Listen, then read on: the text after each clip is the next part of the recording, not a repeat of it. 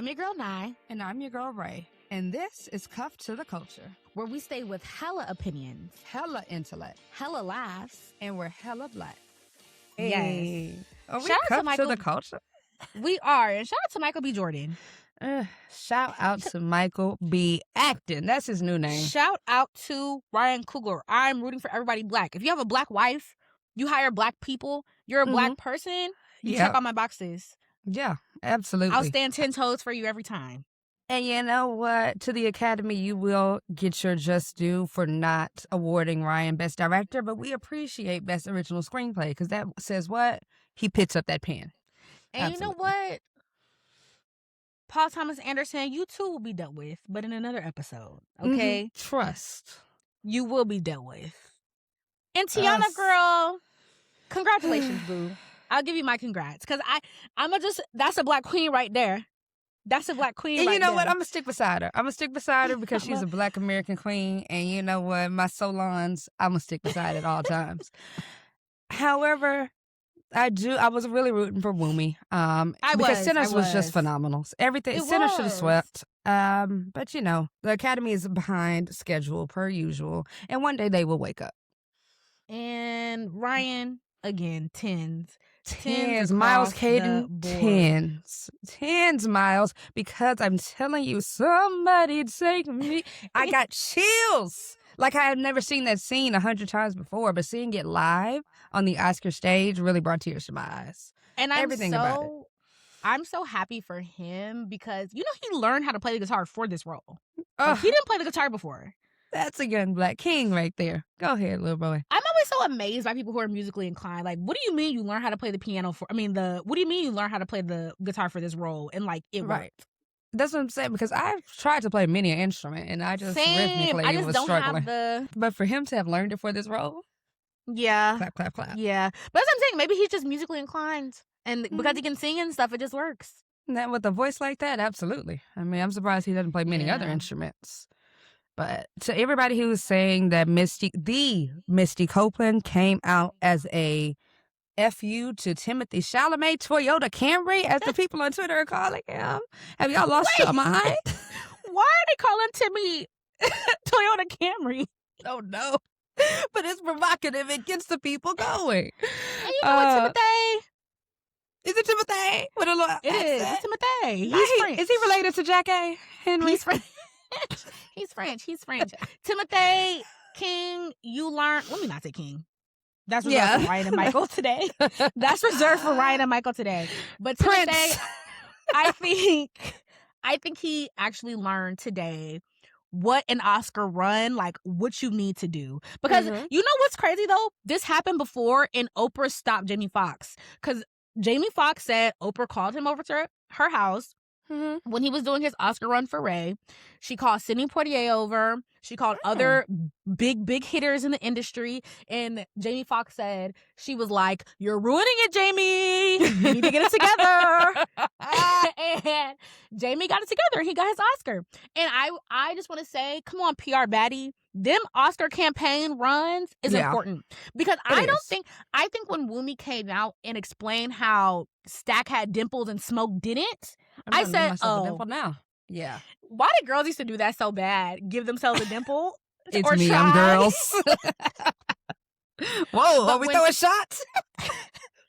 When Woomy said that, I said, oh, people are going to pay more attention to his acting now. Now, granted, I don't know if she said that before or after voting was closed, so I don't know how much of an impact it had. And also, did the BAFTAs, getting called the N-word, like, did that happen before or after voting closed? Because I heard voting closed around early March, like March 3rd, March 4th or something. Yeah, voting definitely closed before Timothy said his little silly thing. And I think it was open after the BAFTA controversy. But I will say one thing people aren't realizing, Michael was appointed by SAG-AFTRA, which is his peers, the actors, and the Academy. That is his peers saying, baby, it's your time. You have acted. We see your work. We're honoring you with this.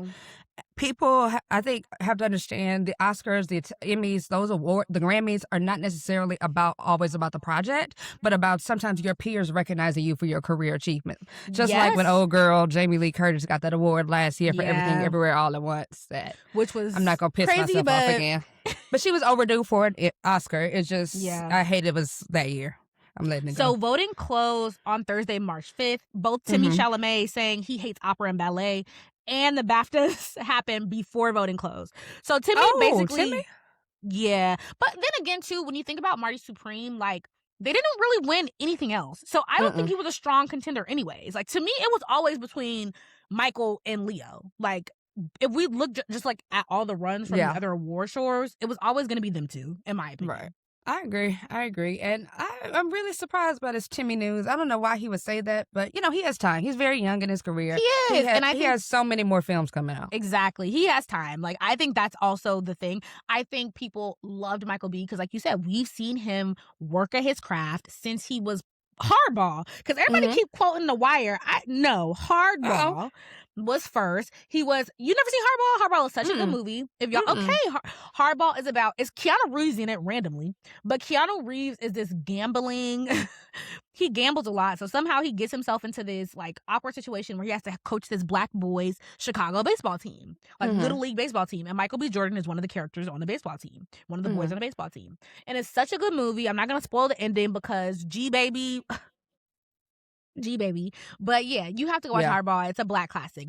Especially like black boyhood classic. I probably saw it because I have boy cousins. I'm the first girl. So I have all boy cousins above me. So I've seen Hardball plenty of times. But yeah, Michael B. from Hardball to Best Actor. And you know what? Well-deserved, Michael. Michael B. Jordan, we love you, King. You are well-deserved as the best leading actor. We can't wait to see what's next. Well deserved. We are so happy for you, so proud of you, and so ready to see more from you. You are the movie star. Okay, right now you are the movie star. You paid your dues, King. But actually, Nyla, we've been doing so much yapping. Do the people even know who we are?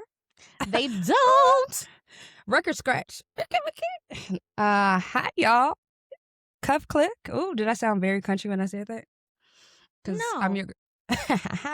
Well, y'all should know I'm from Texas, but we'll get into that later. I'm your girl, Rae. And I'm your girl, Nai. And this is Cuff to the Culture, where we stay with hella opinions, hella laughs, hella intellect, and we're hella black. And hella tongue twisters, too, but we'll keep it pushing.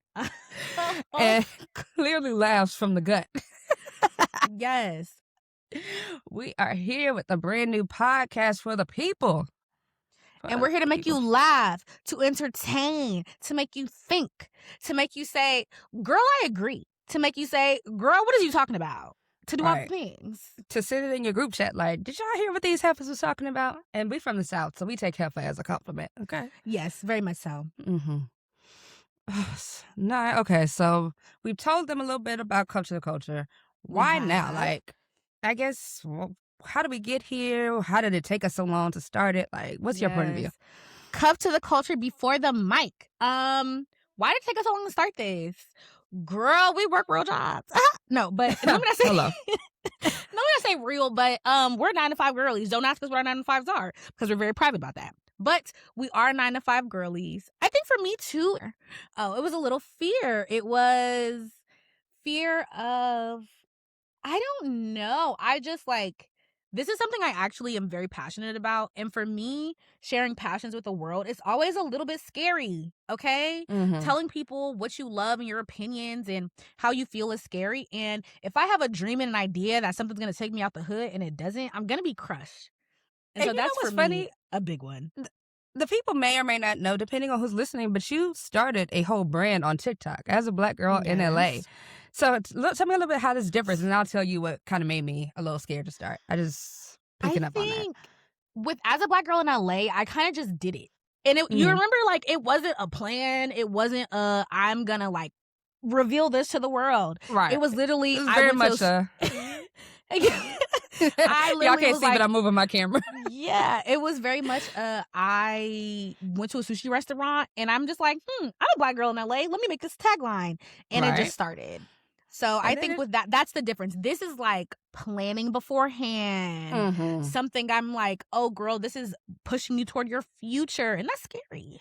Yeah. For me, Nyla is someone who has the platform. And for me, I've always like preferred background. Like I work in public relations in some unspecified industry at an unspecified company.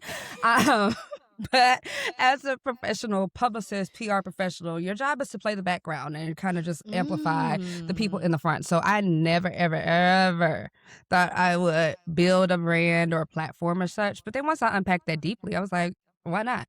I have hot takes. I have opinions. People like to laugh at what I say. So why not share that joy with the world? And Literally.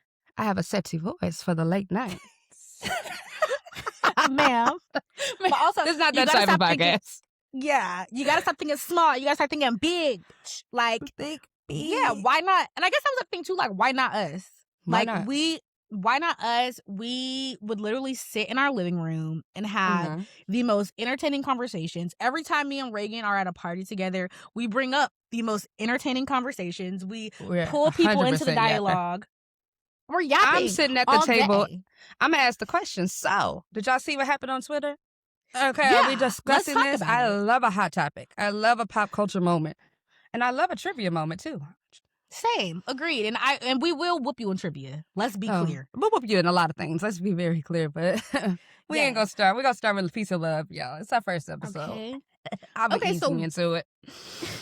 What's one thing we almost named the podcast that was terrible? Maybe not terrible, but maybe we didn't name it that. Okay, there's one we really almost went with, which was sister signs, because we are sister signs. I'm a Gemini. Yes. Gang. I'm a Sag. Sagittarius, but we I check the hair behind the ear. But we're sister signs, we're complementary signs, but we're also we kind of keep up with the astrology and the stars, but we're not full on astrologists and tracking every single moon shift and things of that nature. So we didn't want to mislead y'all with the title. Yeah, we didn't want people thinking we was going to be getting into birth charts. I mean, maybe we will eventually a little bit, but the goal was not it was never going to be horoscope. It was always going to be culture, Black culture, pop culture, talking about the culture.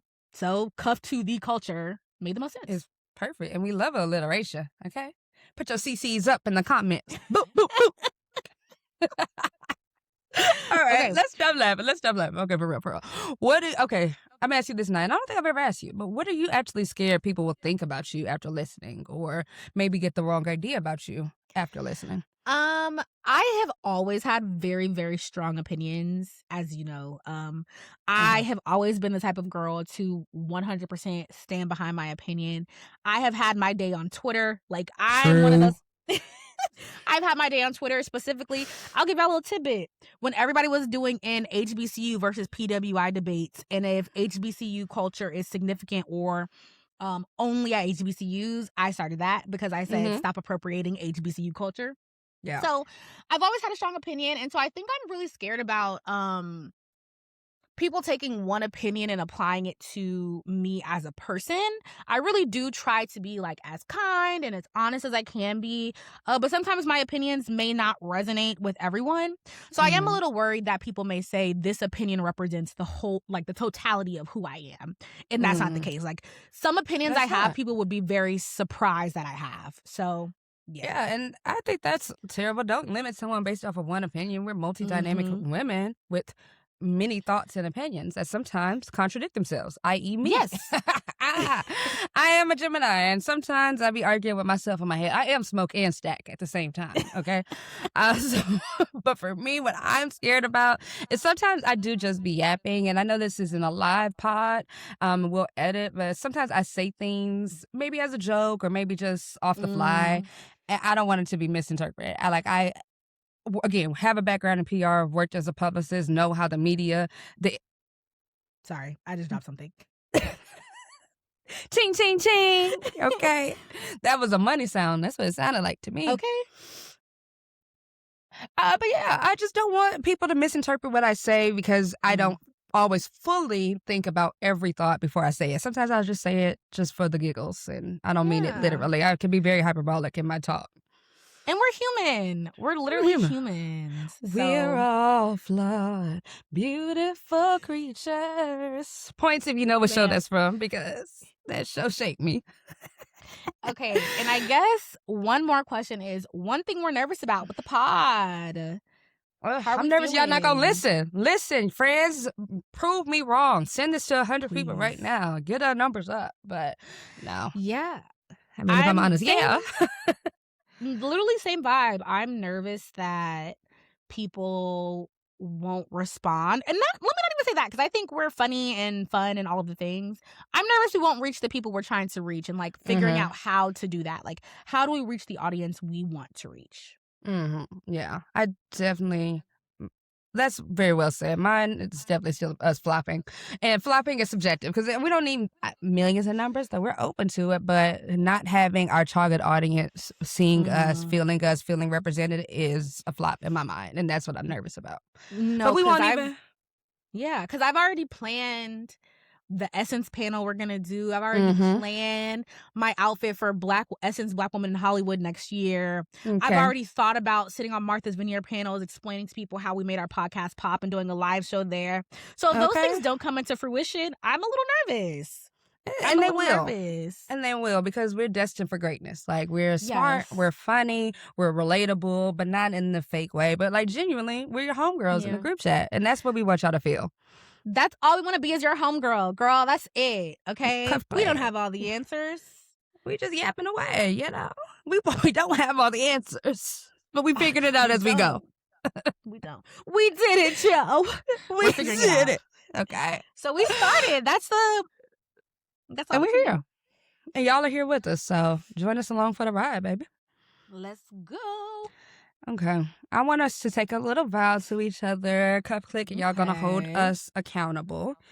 Now, I want us to share like maybe two or three things we're gonna bring to this podcast always, and then we can kind of do the other side later. But let's just focus on what we're gonna bring. Okay, what I'm going to bring, I'm always going to bring a very pro-Black take. I like to say I'm a hotep who believes in science. Okay, I am the one saying, but how is that connected to slavery? That is the type of girl I am. I am the Howard girl who's arguing about slavery in the bathroom at the party. She absolutely is. I will always bring that. I will have my kufi on quite often, but like I said, I believe in science. I get vaccinated, okay? If I were to have some sort of disease, I would go to the doctor, all right? Let's be clear. I'm not that type of hotep. I'm just power to the people. I'm rooting for everybody Black hotep. Yeah. Okay. What about you? Anything else? Oh, I'm always going to bring back and forth.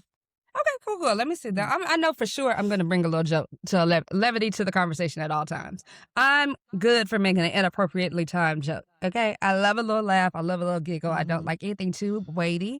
And that's not to say I can't have deep, thoughtful conversations, but I do believe laughter is the best medicine. So I'm going to add some humor in whenever possible. Yeah. I am always going to tell y'all to go see that lady. And by the lady, I mean a therapist. Because I have done therapy for years and years and years. So a lot of my takes will be informed by that, by me actively healing with a professional. This is not me talking to somebody who doesn't know what they're talking about. My therapist is a doctor. Okay, she has her doctorate. So I will always come from a place. Yeah, I will always give a very informed take. And I want to be a therapist too. So I'm already taking classes for that. I'm doing the things. And so I will always give a very mental health informed take from a perspective of, I've been in therapy. I've seen what therapy can do. I've seen the wonders it can do. So I will always, always, always sprinkle that in every time. Love that. Love that, sister. Come on, sprinkle in a little bit.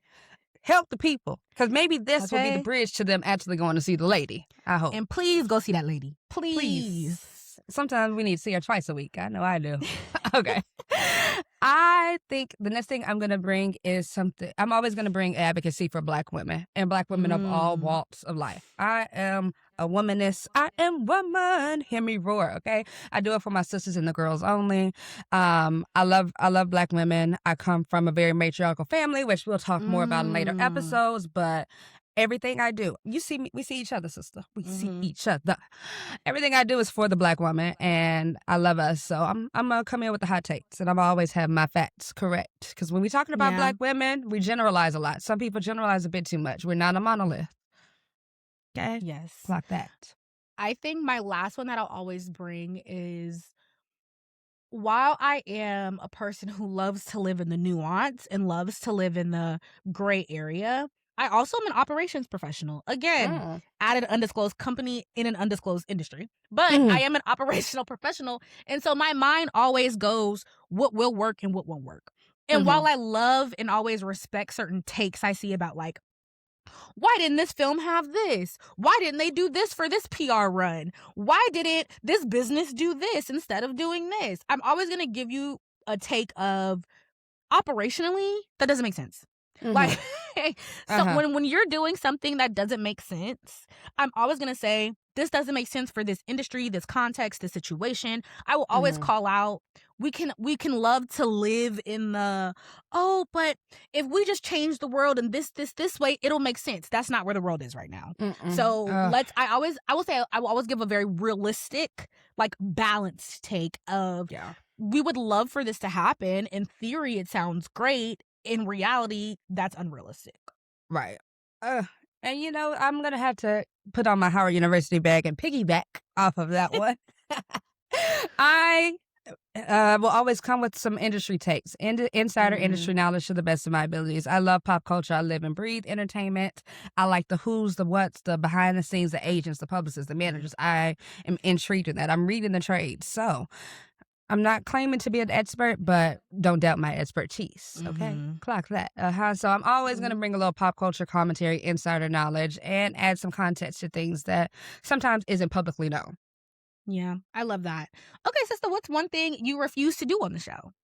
I refuse to be loud and wrong for engagement and clickbait. That is one of my biggest pet peeves about podcasts or just social media in general nowadays. You can tell when people are rage baiting to go viral, and I can't do that. If I'm going to do this publicly, put my fears aside, put my big girl panties on, and have a podcast, I'm going to do it as authentically myself. If I'm debating something, if I'm arguing something, it's because it's genuinely what I believe. I don't want to do things for shock value. So y'all going to get the real authentic Rae. Okay. I love that. And I refuse to apologize for something I'm not sorry for. And I say that to say, that's not to say I don't apologize, because I actually am very big on apologizing. It never hurts my feelings to apologize. So if I do give an apology, it's very genuine. But I'm not going to apologize for something I'm not sorry for. So if there does come a point on the pod where I have to apologize for something, no, that's coming from a place of me genuinely seeing my wrongdoing, genuinely understanding I offended, or something of the sort. And if I don't apologize, no, I meant that shit. No, I meant it. That's real, sister. Please, Cuff, just know, we hope we don't have to do too many apologies, but if they're coming genuinely, because I agree with everything you just said. Yes. Okay. All right, let's do a quick rapid fire. Just talk to me, girls. Tell me something. What some people assume about you that's wrong? What is something people... I think people assume I'm more inflexible than I am. Like, I think people think I will have a lot of, like, I'm, standing on this 10 toes. But if you bring me an honest, like, logical, I don't even want to say logical because I hate when people use that word. But if you bring me a well-informed take or a well-informed opposing opinion, I'm not as stagnant. I'm not as like, I have to stand on it because I said it from the beginning. No, if you change my mind, you genuinely change my mind. So I think because I have such a strong opinion, people always assume that I'm not open to changing my opinion, and that's not the case. I'm very open to changing my opinion. You just have to bring me something that makes sense, and then I'll change my opinion. Okay. And actually, make it make sense. Make it make sense. And then I'm open to it, open-minded, never stubborn around here, I think for me, people assume, depending on where you meet me in the setting, they assume I'm one way or the other. So if you met me in a professional setting, you may assume I'm very rigid and don't know how to loosen up. Or if you meet me in a social setting, you may think, oh, she just likes to laugh and giggle and doesn't have any depth or intelligence to her. And that's absolutely not true. I am very multifaceted. Chalk it up to me being a Gemini, chalk it up to childhood trauma and my parents. We'll deal with that later. But I code switch very well. And the version of me that you get is based off of the level of safety I feel around you. And then also the setting, because I do believe it's a time and place for everything. So don't assume anything about me until you know me for some time. You ain't seen all the faces of Reagan. Okay? Yeah, you're a Gemini. Look, Geminis have many of faces. Many. And I don't consider that a bad thing. I think more people need to learn time and place. I agree. I think people need to adapt to their surroundings a bit better. But yeah. Okay. Let's what's another question I can ask? Do you have one for me? As I'm thinking. Yes. because I wrote some down. What's your actual fatal T? I'm type A, if you guys haven't noticed. Very. I can be, but wish I have a type A person around me that I trust. I let Nyla lead the way, babe. Turn my brain off. Yeah. And we need to stop that too, ladies. We'll get into that later. But what is your actual fatal flaw that will probably show up on the pod? A fatal flaw that will show up. I think I overanalyze everything. Like I don't know if it fully shows up because I'd like to think I have a great poker face, but sometimes I don't know. What you think? Do I have a poker face, Nyla? Nyla's my bestie, so she knows me. Okay. Yeah, you do. I think in certain situations you do, especially when it's like people you're not comfortable with. I think you're good. Like if it's something where it's somebody you're not really close to, you have a good poker face. But if you care about them, no, you don't have a poker face. Okay, or like you know them well. Face. Yeah, it's on your face. Yeah. Okay, I'll go with that. But yeah, I overanalyze everything, like text, tones, social cues, everything has a meaning to me, which is odd because on the flip side, sometimes I just be doing this stuff with no second thought to it. So in my brain, I just have to write the two. But I think it may show up in this podcast, and y'all feel free to click in the comments to let me know if it don't be that deep. But sometimes it do. I'm a big communicator, and everything do be that physical. Deep. Physical communication, verbal, how things are written or spoken means things. It is that deep. Okay. I don't care. I fully agree with that. But I have learned, it's so funny. I have learned, like, I stopped taking social cues from people in some situations. If you're not going to say it outright, leave it on the playground. Because I'm not about to be interpreting your every single mood, behavior, tone switch. If you don't say it outright, leave it on the playground because I'm not going to pay attention to it. But I've gotten to that person now. Say their names. Or if not, like I told Lenore before, leave it on the playground. You're right. So I'm working on it. I have to actively retrain my brain. Shout out to therapy because it's a matter of pattern. I think mine is just due to life experience. And again, like Reagan, I was raised in a very matriarchal, heavy, like I was raised in a matriarch. Like the women in my family run it. I'm a little anti-man sometimes. And I'm a little anti-man. And I say this as a woman who is fully in a loving relationship. But I am a little anti-man, and sometimes that does color my position on topics when it comes to, like, it's a man and a woman having an argument or a disagreement and sometimes a woman can be wrong, but guess what? I support women's rights and wrongs. Hello. Where's the soundboard? I support women's rights and wrongs. So it could be an identical story and we just flip the gender. And if I don't know that, I'm siding with the woman. And then you could tell me, actually, the man is the one who did this and the woman is the one who didn't do it. And then I'm on the woman's side. So, yeah. Yeah, because you ain't wrong, queen. You ain't wrong. So I do have to work on having, that's one place where I say my take is not always balanced. I do have to work on having a more balanced take there and not assuming all women are just goddesses of the universe, but they are. So we'll see how that goes. Yeah.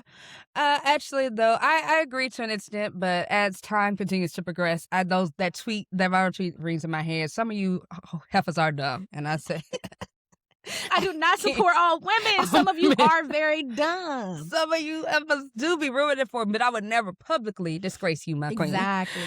Oh, but that's funny because that's actually teeing up what I was about to ask you next. If there's a topic that you feel like, well, you will completely abandon your objectivity. And I have to agree there, too. Oh, I didn't know I was supposed to go that quick. Well, also fair. Beyonce. I'm going to say this. I stick beside Beyonce, right or wrong. Okay, but she's never wrong. So I don't know if I could be... I've never been in a situation where I have to be objective. Like, she's never been wrong. And maybe that right there proves the point. Yeah, it's Beyonce. I guess, okay, if we're going to do a real one, outside of Beyonce, because that's just like a given. Something I'm not objective about. A woman getting on her knees and proposing to a man. Oh, I will throw up right now. I will throw up. A woman acting like she is not the prize. I can't see any scenario where I'm objective about that. Like, my brain just broke a little even. And we're moderate liberal women for the most part. But sometimes more in certain instances, but it's certain gender roles I'm 100% in support of. Yeah, when it comes to objectivity about dating, like, I think he should pay. I think that he should take the trash out. Like, just some things. Now, but you know me, I'm very open. So I will say gender roles for me are a bit different. But when I think in those first beginning stages, it's 1950s. You're picking her up. Okay, you're paying, you're bringing flowers. When it comes to a marriage proposal, I'm not objective about that either. It's well, it's the 2020s and women can do what they want. No, girl, get up. If I saw a woman proposing, get up now. Oh, Chrissy Jones, we are. I'm not gonna go there. I'm sorry. Is her? Did they even get married? Her last name is not Jones. I still think she goes by that, or maybe her last name is not. They are not married. Same with Yandy. That didn't stop them from taking the name.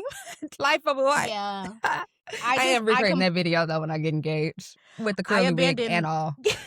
I abandon all objectivity when it comes to a woman not acting like she's the prize in a relationship. I'm not objective about that at all. You're the prize girl, not him. You are the prize queen. Okay. I'm going to piggyback off of that. And Tia, I will say, like, dating etiquette.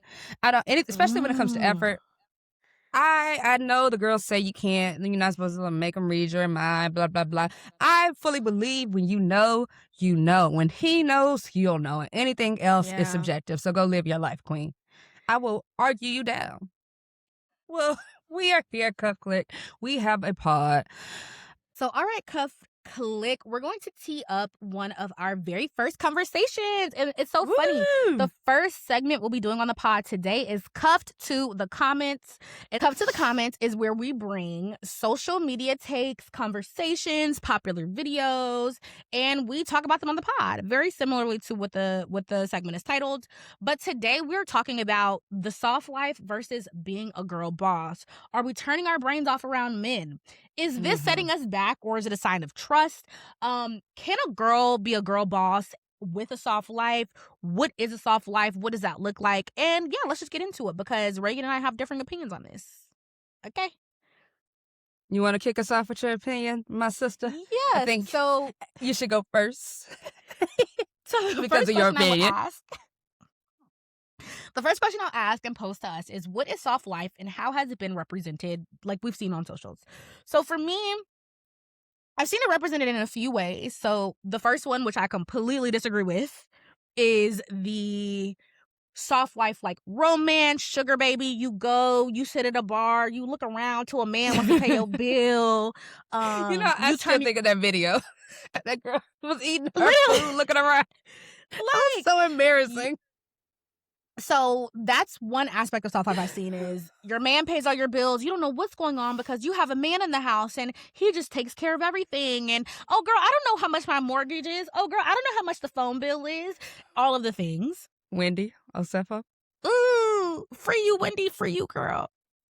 So that's one. God. I think another aspect of soft life I've seen is like wellness, which I don't fully disagree with. I've seen like yoga, starting your day off with soft mornings, and slow mornings, and romanticizing your life, and taking Pilates at 10 a.m. and supplements. Yeah, exactly. Spending more time on your beauty and self-care routines. And I will say that aspect of soft life I don't disagree with. I think that's fine.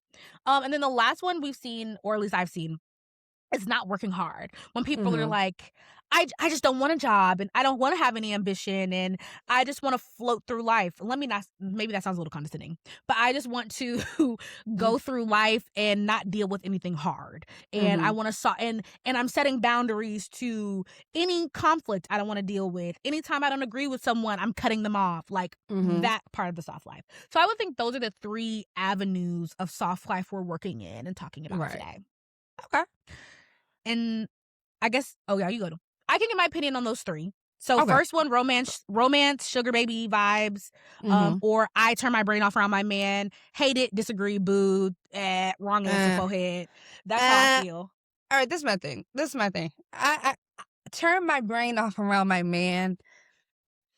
I always feel like is a sign of trust, and I feel like it should be used sparingly. People are constantly just throwing it out. No, it should be used sparingly. Me turning my brain off around somebody, I made a joke earlier in the episode about turning my brain off around Nyla. It's saying I fully trust you to lead to whatever we're doing. As a person who is very can be anal, type A planner, ambitious. It is a joy to me to be around someone who I don't have to always be on with. Someone who I can trust that if we're going on a trip, you're going to have the itineraries booked and reservations made, and we won't be just getting there looking at each other stupid because nothing was planned. So for me, that aspect is fully something that you have earned. Now, as far as the sugar baby version, I'm not going at no bar and just looking around. Like, no offense to the girls, I would much rather just pay for the meal myself as opposed to sitting there looking stupid. And I think I fully agree that turning your brain off is a sign of trust. But I also think the way it's been framed a lot on TikTok is like, he handles everything. And to me, that is a very dangerous precedent because, like, I think, too, a lot of people who are having these takes and, like, they haven't seen anybody who actually has done that. They don't have a stay-at-home mom who didn't work and their dad takes care of everything. They haven't seen women in their lives fully depend on men and where that can get them. And that's where I disagree. Like, there's been too many years of, like, feminist movements and womanism and fighting for our rights and all of these things for you to fall back into just blindly trusting a man. Because and I don't even think it's always about, because people are like, well, my man won't cheat, girl. He's not going to leave me. He's not going to leave me for nobody. It's not even about your man cheating. What if he dies? What if your man dies and you didn't know how much the mortgage costs? You didn't know how to pay the phone bill. You don't know how to do these things. That's one reason I disagree. And then the second reason I disagree is because there's a woman who is in close proximity to me. I'm very close to her. I'm not going to say who or how, but I have seen how her life is when she fully depended on men to buy her things, to pay for things, to set her up. And it's gotten her in a lot of not the best situations. And it's like, what a man giveth, a man can taketh away. You better preach the gospel, sister. What a man giveth, a man can taketh away. And I just don't agree with putting all your eggs in the basket of a man, not even because he might cheat or he might find somebody else. He might die. He might be injured. He might get hurt. He might not be able to support the family like he once did. And then what? If you have no wherewithal within yourself or no knowledge or how to operate independently and ambitiously, then you're going to be up a creek without a paddle. I just personally don't believe they have to be mutually exclusive. Because I am a girl boss, because I've had to be, I have now allowed myself to chase or look for the soft life in my romance. I could do bad all by myself. Word to Tyler Perry. Okay. I can do it on my own. I have been doing it on my own. So anything that you are bringing to me, I would love to be able to just, separate the two. If I've been handling it, girl bossing at work all day, I would love to come home and not have to worry about how to pay the mortgage. I'm always going to know how and who and how much. But if you're handling that, it's another thing I can take off my plate and allow me to rest in my femininity and my softness. And I guess I personally don't rest in femininity or soft. I'm not a soft girl. But that's also, and I will also say, though, that is something I had to really come to grips with myself. Is me and my therapist talked about this at length. I am not the type of person who wants to sit back. Like that, I just can't. I cannot let go of the reins. I cannot. I will say my boyfriend has gotten me to a space where I do trust him with a lot of things. So like you said, certain trips, certain things around the house, like I actually don't think about and he handles. But I will also say I had to realize I am not the girl who wants to be taken care of by a man. I'm just not. And that's just not my personality. Is it a man or is it anyone? Anybody. I feel as though maybe when I was younger, I just felt like I didn't have much control over my life, like where I lived, certain things that I feel like would have made my life maybe be a bit better. For example, I grew up completely away from my family. Like all my family was in different states. I was by myself in Georgia, just me and my mom. And so that I had no control over. And so like a lot of me finding who I am is controlling the things I can control in my life, because there's a lot we can't control. And so for me, I feel like letting go of those reins kind of releases some of the power that I've reclaimed for myself. And so that's one of those things for me. But on the flip side, I agree, though. I do think you can have a balanced relationship. For example, my man turns his brain off for his birthday. Like, I'm a birthday planner down. Same. He turns his brain off. So I also think there's a balance where he can turn his off for certain things. I can turn mine off for certain things. For example, I don't take my damn trash out. I don't know when the trash bags run out. I have no idea. Now, do I have the skill to, if I needed to take the trash out and go do it? Yes, I could do it. But do I do it? No. And yeah, I get that. I'm definitely team. Yeah, you know, when I do have a man, I trick over here. But to any man listening in the comments, don't slide in my DMs, baby. You got to trick first. And the tricking is earned. The tricking is earned. You must, because I'm a trick and he gonna trick, but he gonna trick bigger. Word to Lady London, okay? But look, when you said you don't want to be taken care of, and I know you go see the lady often and you do the work. Mm-hmm. Do you think at any point that hyper independence or girl boss achievement as a badge of honor type of thing is a trauma response and comes because you saw a single mother, because you had control taken away from you, maybe because you've been disappointed by men? Is that something? Because I know for me, it fully is. So my work with the lady, I recognize me doing it all by myself and chasing achievement is two things. I learned I can't depend on anybody from a very young age because people will let you down. And we can go deeper into that later. And then the achievement kind of became like almost an emotional armor for me. Like if I'm successful, if I'm capable, if I'm Mrs. Get It Done, I don't have to be the one that needs help, and therefore I don't have to be vulnerable and open up and ask for help. Yeah. So for me, that's why I'm more comfortable leaning into that now, because I'm healing the little girl in me that had to do it all by herself. Yes, and I do absolutely think it's a trauma response. And I do think I'm being a bit hyperbolic. Like, there are moments where I fully turn my brain off with my partner now, but it took, like you said, it took me going to the lady, talking about it, unpacking those things to fully allow me to be in that space in some aspects of my life. Yeah. Yeah, I do think it's a trauma response, but I also think, like, hate to say this, and my therapist will probably be like, girl, but I do think some of my best personality traits come from trauma. So that's fair. I think my drive and ambition does come from trauma and does come from I need to succeed because I have a chip on my shoulder. Now, as far as like my ambitions and wanting to achievement makes me happy. Like, I feel very happy.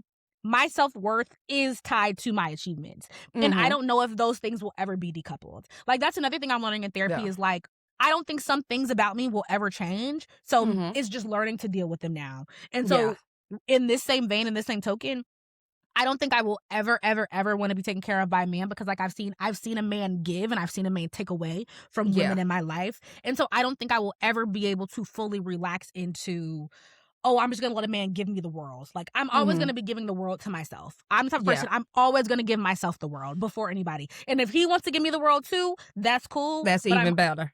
I'm always going to give myself the world before I give it to anybody else. Relatable, 100%, sister, 100%. And I will say, watching Olandria on Love Island this past season, first of all, my girl's a star, so shout out to her if you're listening. And if her stylist team is listening, tell us how y'all set them titties up. I need the tape. Nyla needs the tape. I don't have those problems. I need the titty tape, Olandria. Give us the titty tape. First of all, my girl looked fabulous at the Vanity Fair Oscar party, but we'll have a segment for her later. But I bring her up because I have never felt as seen as I did when I saw her story on Love Island. And it's ironic because it's a reality, in quotation marks, TV show, dating show. I never would have thought I saw such representation. But being the eldest daughter, taking care of siblings, always having to be kind of independent and moving a certain way in relationships because you're just so fearful of disappointment. And then for her to, and it kind of got corny a bit hearing her say it, or hearing anyone say it in the villa, leaning into my femininity, because I do feel like the term has been overused, but I saw what she meant.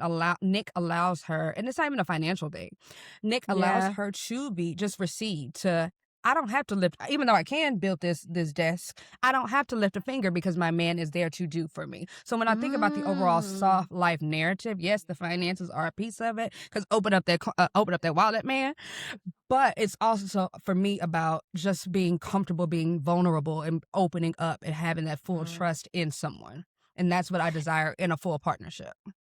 And now that you say that, like we mentioned before, I'm open to my opinion being changed. I have leaned into certain soft life aspects of my relationship that I guess I didn't really associate with soft life. But now that you just brought that up, I think when my partner allowed me to do the soft life that I was given, was I was allowed to fall apart. And with a partner who allows you to fall apart and grow, because there were days where after my therapy sessions, I was just balled up in a ball crying because we just really unpacked some deep things. And he cooked dinner and he's like, okay, do you want to get in the shower? And he's like, okay, let me help you do this. Or what do you need from me?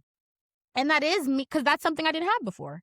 And so that is a softer side of myself that I was allowed to show and be and fall into when I found a situation in a relationship that allowed me to be that person. Like, you're right. I hadn't tapped into certain softer aspects of myself to be revealed until I felt safe enough to do that. And so, I do think now that we are talking, because even when you just mentioned like building furniture, like I used to try, or I would pay somebody. Like now that you hear, girl, I don't pay nobody, I don't try nothing. I'd be like, hey, this is here today. Can you build it? Thanks. And so that's another aspect. And go. That's made my life softer. That's something I don't have to worry about or pay attention to. And so there are aspects where I have leaned into softness that didn't exist in my life previously once I found somebody I trusted.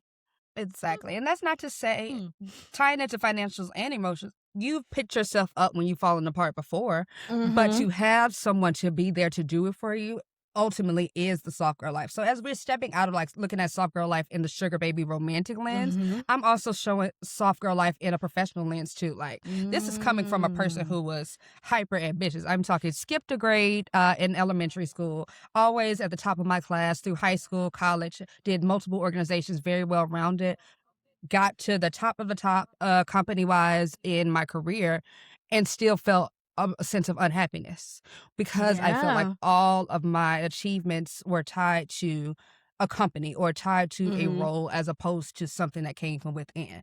So for me, stepping into soft girl life professionally was like, I'm still ambitious. I still, I still want my check. Okay, I still want to climb the ladder and get them good corporate benefits and salary. However, it looks a bit different, whereas my job is not defining who I am. The achievements I make professionally, especially for another person's company, does not define who I am. If I'm going to go hard and burn myself out for something, it's going to be for something I own and I'm building. Hence this podcast, which I don't even feel burnt out when I work on it. I'm energized by it. Same. And that's where I when you think about stepping into soft life professionally as well, I agree.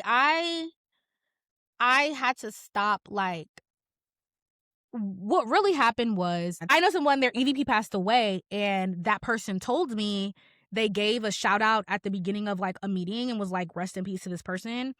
And then they just continued on with the meeting. Like nothing happened. And Max, when I say that changed my brain chemistry, again, they're like, this wasn't at my company, this wasn't where I work, but this was somewhere else. And that changed my brain chemistry in the sense that we are just a number to these companies. Like, no shade to them. I'm going to work hard to get my check because I want that money and that bonus every time. But amen. I'm not going to kill myself for a company. I'm not going to do it because you'll be a footnote at the beginning of a meeting and then they're going to continue on with the agenda. And so business as usual. Yeah. And so it was just like that kind of changed my brain chemistry and said, if I'm going to die over something, it better be something I love. It better be something. If I'm going to kill myself over a career or a job, it needs to be a passion of mine. And I had to take a step back professionally that way too. Like, I'm not about to be stressed out on a Saturday morning, heart palpitations over this job. I'm just not Stress is a silent killer for real. Like, I know especially many for of Black people, women. Especially for us. I know many of people who have passed suddenly because of stress-related diseases, whether it's a brain aneurysm, heart attack, stroke, so on and so forth. We have to take care of ourselves. As far as like the wellness, romanticizing life part of soft life, I fully agree with that. I think you have to romanticize your life. I feel like I tell people this all the time because there's been this like trend of like people are like, nobody's coming to save you. Well, my mama's coming to save me, or my big sister's coming to save me. And I think that is very true for like practical, like, hey girl, I'm in a bind, mom, can you help out situations? But nobody can be happy for you. Like, nobody can be happy for you. Nobody can build happiness within yourself for you. No matter who calls you, who doesn't call you, who loves you, who doesn't love you, who hits you up, who doesn't hit you up. None of that will genuinely make you happy. And so when I say nobody's coming to save you, I mean in the sense of your happiness. And so I fully agree with the wellness, romanticizing your life part of the soft life, because I think if you do not build anything to look forward to, nobody's going to build it for you. Girl, if you don't love going to get your matcha and go to your yoga class on Saturday, nobody's going to do that for you. Like, you have to do those things for yourself. So that aspect of soft life, I fully agree with. I think those small moments of intentionality, of pouring into your skincare routine, going to yoga, doing whatever wellness things for you make sense to me. And I think that part of soft life, I fully 100% agree with. 100%, 10,000%, because I think the expectation has always been grind, and you'll sleep when you're dead, or you'll in your 40s or 50s, your 20s are for hard work, 30s is for building, whatever that phrase is. No, I have to enjoy life now. Tomorrow is not promised. I mean, I hate to sound like an elder, but the elders are true. You can wake up and your friends will be gone. Like, tomorrow is really not promised. People are dying younger and younger. Anytime I see a 1990 on a tombstone or obituary, it really puts it into perspective for me. And I realize, like, every day is a choice, and I wake up and I'm choosing the good things. I'm not saving my candles for a special occasion. Every day is a special occasion. I got home safely, thank God. Yes. I'm going to light this candle, and I'm going to do my skincare routine. It's very elaborate with all the extra steps. I'm going to take a bath. I'm going to have me a glass of wine, or maybe I'll do some magnesium poppy soda or whatever. I'm going to enjoy my day. I'm going to romanticize my life now, because tomorrow is not promised. And who's to say I'll get to that point in retirement or whatever and be able to kick back and enjoy? No, I'm not waiting on that. I would say the only thing I disagree with that, not your point specifically, but just like the wellness or romantic life part, is that I don't think that's all it takes to make yourself happy. Now, I do think people are taking shortcuts, and not to say us, but I do think people are taking shortcuts and thinking, well, if I just clean my apartment and do my matcha, drink my matcha, and go to yoga, then I'll be happy. No, we actually have to find the source of your unhappiness. We have to figure out where it's coming from. We have to unpack, like, why are you unhappy? Is it your job? Is it your partner? Is it your friendships? Is it your community? Is it your relationship with your family? I think that is an overarching thing. And once you start to unpack the bigger things, then adding in the romanticizing your life adds, like, beautiful moments to your life. And you have to look at who you are as an individual. We talked about this earlier a little bit. You are someone who for whatever reasons, achievement is something that makes you happy. It brings you joy. Yeah. Other people may not find joy in their achievement. There's no right or wrong. No right or wrong way to do this. But some people, happiness does look like waking up at 6 a.m. and waking up with the sun and journaling and drinking some tea and doing affirmations. Some people, it's sleeping in and then getting up and doing their day. Everyone's different. So I think as we've looked at soft life at this big aesthetic, is no one way to live a soft life. Exactly. Because, like, for me, soft life and enjoying my soft life would be, I'm on a plane headed to the next thing, and my soft life in that I'm on a plane, like, from LA to New York for Cuff to the Culture, because we just filmed an episode in LA. We're going to New York for some award show or some big event, and my soft life is going to the lounge and enjoying a nice glass of wine before my day kicks off and I keep getting into craziness. That's my soft life. My soft life is not canceling all my meetings for the day and not thinking about any of those things. That would bring me anxiety, actually. If I cancel all those meetings, if I cancel all the meetings, now I don't know what's going on. Now I'm stressed out. Like, that's not soft for me. I don't want to cancel my meetings for the whole day. I actually want to sit in my meetings and know exactly what's going on. I could go either way, 50-50. It depends on the day. But I don't think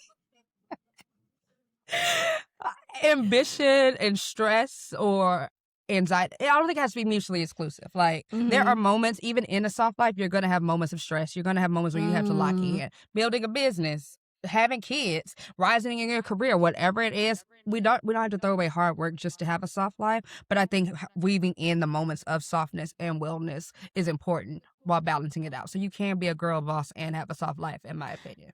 Yes, and I fully agree. I think, like, the not working hard piece, that's where y'all lose me. That is where the soft life girlies completely, nobody wants to work anymore. Word to Kim Kardashian. And I don't want to hear from that white woman. No offense to the white women that's listening. I'm just playing. I've worked hard all my life. My ancestors worked hard. Maybe I don't want to work hard today, Nyla. Is that a problem? I think not wanting to work hard today and not wanting to work hard ever are different things. And I just think you don't, to me personally, I just think you don't get anywhere good without working hard for certain things. Like, I do think we are reaching a point where there is just a lack of overall ambition in the world. And that kind of scares me because, like, nothing good happens, in my opinion, without hard work. Nothing good comes from being stagnant and nobody wanting to work hard or nobody having dreams or ambitions or goals. And I mean, in life, there are just winners and you know how I feel. In life, there's just winners and losers. And that's why I was going to say people not working hard generally does not scare me because more room for the rest of us who can and will put in that work to rise to the top. So sorry, baby. But for me, I'm a winner.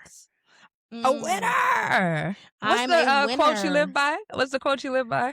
Somebody has to win. It might as well be me. Yeah. Okay? I'm a winner chicken dinner. Like I gets down with the hard work. I don't mind working hard. And I also think too though, like you have to work hard at a lot of things. You have to work hard at understanding who you are. You have to work hard at unpacking trauma. You have to work hard at achieving your goals. And so that's why I say like when there is no hard work, there is no growth, in my opinion. Yeah. Like, learning yourself is not easy. And maybe it is easy to some people. I don't know. But for me, learning myself wasn't easy. Unpacking my trauma wasn't easy. Going to the lady and talking to her multiple times about all the things that were terrible in my life was not easy. Yeah. My life wasn't better until I did hard things, is what I'm getting at. Life doesn't get better until you do hard things. And and we can do hard things. Like we've proved it time and time again. We graduated from Howard University. Like we've moved to LA, built careers. And so many other things. We've launched this podcast. Okay. So, yeah. Let me ask you this. I want to know if you had to wrap it all up, give me your closing take. For me, I'm still team soft life over girl boss. And for me, soft life looks like peace in my relationships. It looks like ease in my home. A partner who contributes. Emphasis on partner who contributes to my life. Okay? But I'm not shrinking my ambition to get it. I'm not skirting hard work when necessary to get it. I'm just getting. It's not a destination. Soft life is not a destination for me. It's a part of the journey. And it's woven into my day to day. And I would say for me, I had to really take a step back away from the soft life content and say, I am not a girl who desires a soft life, like fully. Like I am a girl who loves ripping and running for her career, who loves ambition, who loves goals. And so I think there will be soft moments, kind of like what you said. I think there will be balance where, yes, I will take time off to spend with my family or take time off to travel or take time off to go to the spa because I love the spa. Let's be clear. Hello. But I don't overall see me having a soft life. I want to do hard things. I want to achieve things that require a lot of work and a lot of effort. I want to reach all of the goals I set for myself. And those are not things I can achieve by canceling my meetings for the week. Like, so I fully want soft moments. But I would say I want my kids to have the option of a soft life. And so right now I'm going to have the ambitious trailblazing life to give them the option to say, Mom, I actually don't want to do anything. I have no ambition. I have no goals. I have no dreams. I just want... We finna start a whole new debate because I strongly disagree. Really? I would love them to have the option. Go ahead. I feel like you said, I feel like we generationally have worked so hard. And so I do want my kids to have the option to just do what they want to do. And if that's sit up in the bed all day and do nothing, hey, babe, you have that option because you know you don't have to pay for no bills, no nothing. I'm not even a person that believes in causing unnecessary struggle for children just for the sake of it. You know, some elder parents or just people in general feel like, well, nothing was handed to me, so why would I hand it to you? No, I wholeheartedly disagree with that. I want them to have the option to, just skirt around, but I would look at my kids sideways if they were just lazily laying around. Like, and I don't know how I'm going to do it as a parent whenever that day comes, because I know where my hyper independence and hard work and ambition came from, and that's because I had to get it on my own, get it out the mud. Okay, but I also know that the struggle brought a lot of positive character traits in me. I don't want to give. I think life is going to be hard enough for them in general, just being Black children in America. Yeah. If I'm still in America by the time I procreate, which I probably will be. Actually, never mind. But I want them to have the same grit. I don't know how I'm going to teach that to them while also being so well established, but I need them to have some grit. Something. That's so interesting. We're gonna have to talk about that in the episode. We're gonna have to make that a segment because we have very different views on that. I did not know that. I did not. Yeah. I mean, it's nice in theory, but if my kids are just acting like the kids on Succession, no, thank you. Get your ass up and work. No, and so you gonna turn to Kim Kardashian? Nobody wants to fucking work. No, and you know what, Kim? I'm sorry for shutting you up earlier. You were right. Nobody wants to work these days. Nobody wants to work anymore. But okay, and I'm fine if. Yeah, I was just gonna say I'm fine if they are not working in a traditional landscape. Like if they had a passion that they wanted to chase, I would support that because I have built up enough capital for you to go out on an ambition. You can be a pop star if you want to try. I mean, if you have the talent. I will be honest with my children, but neither here nor there.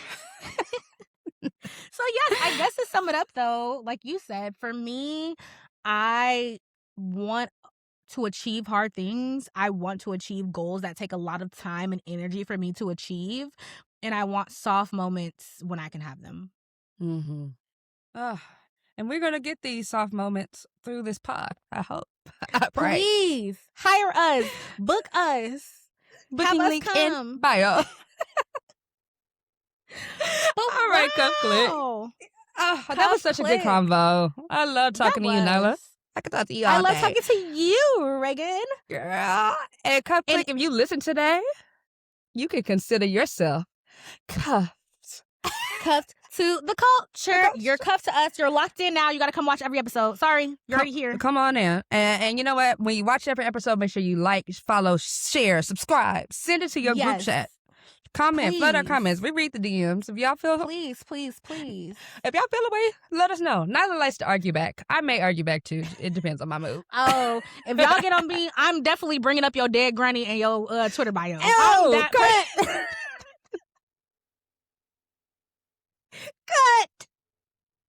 And And on that note, let's go ahead and tease our next episode next week. So next Monday we're coming back with another episode, and every Monday we'll have an episode. But next week we're diving into the tea. We're gonna get real, sis. Is skinny worth the sacrifice? Is it? Because we've been seeing the conversations about Southwest getting fat people up out of them seats, which is so crazy to me, which is insane. Tapping me, I wish somebody would come tap me on the shoulder and talking about something. You need to buy an extra seat when I'm sitting at the gate. Girl, get out my face. Did y'all not see what that man did to Sheila? And Mike made her get off the plane and drive up the mountain Southwest. We will get you. You will be dealt with. Okay? You will be dealt with. I'm sure there's a class action suit coming up shortly. Yes. But until then, Cuff Clique, if you like this, like, comment, argue with us in the DMs, flood our comments, let us know. Follow us on all the socials. Yes. How did you feel about us talking about soft life? Do you agree? Do you disagree? Did you hate our takes? Are you a girl boss? Are you a girl who's leaning into the soft life? What are you doing, babe? Let us know. My Pilates princesses, the ones that work hard. Let me hear it, because we're not a monolith, people. Okay. And if you're following us on all socials, that is at Cuff, the number 2, the culture on Instagram and TikTok, and at Cuff, the number 2 culture on Twitter or X. Yes. I'm going to call it Twitter because your mama named it Twitter. I'm not calling it no X. But follow us everywhere so you can see more of our takes, more of what we have to say. And until next time, stay cuffed. Cuff Clique. To the culture. Bye, guys. Bye.